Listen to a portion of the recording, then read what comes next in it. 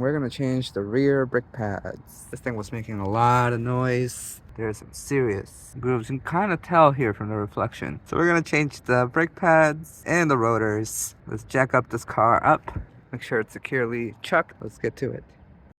Alright, with the car jacked up, we're gonna go ahead and remove the lug nuts. It's a 21 millimeter, and this one has a security nut, so that goes right there. Alright, so we got the tires off. After further inspection, these rotors are pretty bad. Brake pads left the chat.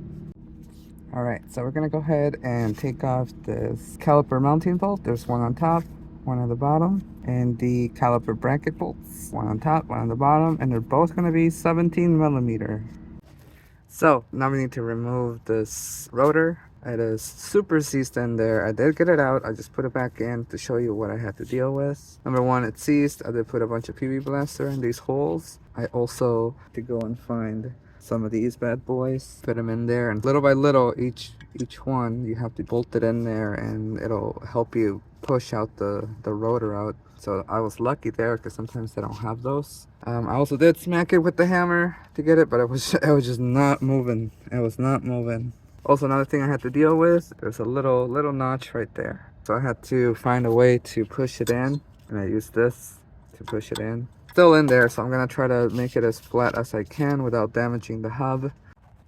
Alright, so now got the rotor out. What I'm gonna do is I'm gonna completely try to sand this down, make it nice and pretty. This hub area, remember there was a little notch. I'm gonna make that as smooth as possible. The brake caliper bracket, I'm also gonna clean that out really nice. And for the piston, we're also gonna give this a clean out. So as I'm cleaning this, I noticed this wheel stud was damaged, so I had to replace that. That was fun.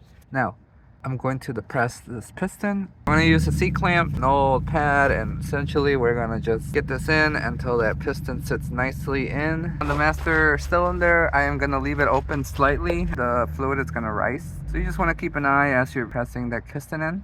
If you compare from the last part, it did go up slightly. We're going to do the other side, the other piston.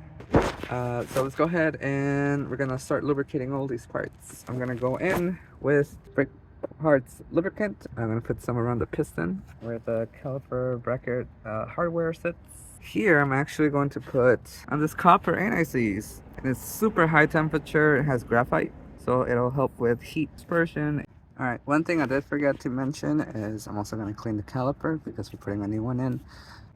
Alright, and so what I did, I applied the copper anti-seize all around the wheel hub and parts this outer ridge here as well. Alright, I wanted to show you where I'm gonna lubricate on this backing pad. I just took it off because it came in like that. Put some on the sides just a little bit. You're gonna put this back in there, and I even put some underneath the brackets as well on the ridges. And then I'm gonna put some around this piston, and then inside here I'm gonna put some lubricant as well. I also went ahead and lubricated the sliding pins, and I put Loctite on the caliper bolts.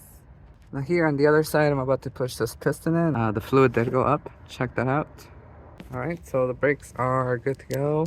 Up here, the sliding pins, these are 65 foot-pounds, and the caliper bracket bolts, these are 77 foot-pounds. The lug nuts on this model should be 83 foot-pounds, and then that's it.